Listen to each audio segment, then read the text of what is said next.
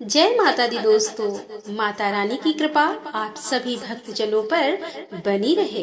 तो आइए श्रवण करते हैं दुर्गा सप्तशती के 13वें अध्याय का। इसमें वर्णन किया गया है राजा सुरथ और वैश्य को देवी का वरदान। महर्षि मेधा ने कहा कि हे राजन, इस प्रकार देवी के उत्तम महात्म्य का वर्णन मैंने तुमको सुनाया। जगत को धारण करने वाली इस देवी का ऐसा ही प्रभाव है। वही देवी ज्ञान को देने वाली है और भगवान विष्णु की इस माया के प्रभाव से तुम और यह वैश्य तथा अन्य विवेकी जन मोहित होते हैं और भविष्य में मोहित होंगे। हे राजन, तुम इसी परमेश्वरी की शरण में जाओ। यही भगवती आराधना करने पर मनुष्य को भोग, स्वर्ग तथा मोक्ष प्रदान करती है। मार्कंडेय जी ने कहा कि महर्षि मेधा की यह बात सुनकर राजा सुरथ ने उन उग्र व्रत वाले ऋषि को प्रणाम किया और राज्य के छिन जाने के कारण उसके मन में अत्यंत ग्लानि हुई और वह राजा तथा वैश्य तपस्या के लिए वन को चले गए और नदी के तट पर आसन लगाकर भगवती के दर्शनों के लिए तपस्या करने लगे। दोनों ने नदी के तट पर देवी की मूर्ति बनाई और पुष्प, धूप, दीप तथा हवन द्वारा उसका पूजन करने लगे। पहले उन्होंने आहार को कम कर दिया, फिर बिल्कुल निराहार रहकर भगवती में मन लगाकर एकाग्रता पूर्वक उसकी आराधना करने लगे। वह दोनों अपने शरीर के रक्त से देवी को बलि देते हुए 3 वर्ष तक लगातार भगवती की आराधना करते रहे। 3 वर्ष के पश्चात जगत का पालन करने वाली चंडिका ने उनको प्रत्यक्ष दर्शन देकर कहा।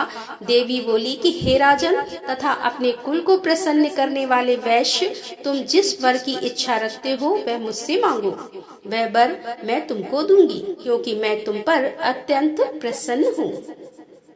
मार्कंडेय जी कहते हैं कि यह सुन राजा ने अगले जन्म में नष्ट न होने वाला अखंड राज और इस जन्म में बलपूर्वक अपने शत्रुओं को नष्ट करने के पश्चात अपना पुनः राज्य प्राप्त करने के लिए भगवती से वरदान मांगा। और वैश्य ने भी, जिसका चित्त संसार की ओर से विरक्त हो चुका था, भगवती से अपनी ममता तथा अहंकार रूप आसक्ति को नष्ट कर देने वाले ज्ञान को देने के लिए कहा।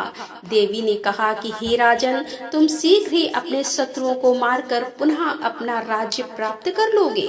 तुम्हारा राज्य स्थिर रहने वाला होगा।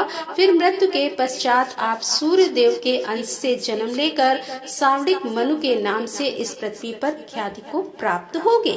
हे वैश्य, कुल में श्रेष्ठ, आपने जो मुझसे वर मांगा है वह आपको देती हूँ। आपको मोक्ष को देने वाले ज्ञान की प्राप्ति होगी। मार्कंडेय जी कहते हैं कि इस प्रकार उन दोनों को मनोवांछित वर प्रदान कर तथा उनसे अपनी स्तुति सुनकर भगवती अंतर्ध्यान हो गई और इस प्रकार क्षत्रियों में श्रेष्ठ व राजा सुरथ भगवान सूर्यदेव से जन्म लेकर इस पृथ्वी पर सावड़िक मनु के नाम से विख्यात हुए। श्री दुर्गा सप्तशती के पाठ के बाद सिंधु पूजिका श्रोत का पाठ अवश्य करना चाहिए। इससे सभी मनोरथ पूरे होते हैं। बोल दुर्गा मैया की जय, बोले सच्चे दरबार की जय। तो दोस्तों, यहाँ पर दुर्गा सप्तशती के अध्याय का समापन होता है। मिलते हैं अगले वीडियो के साथ। तब तक के लिए जय माता दी।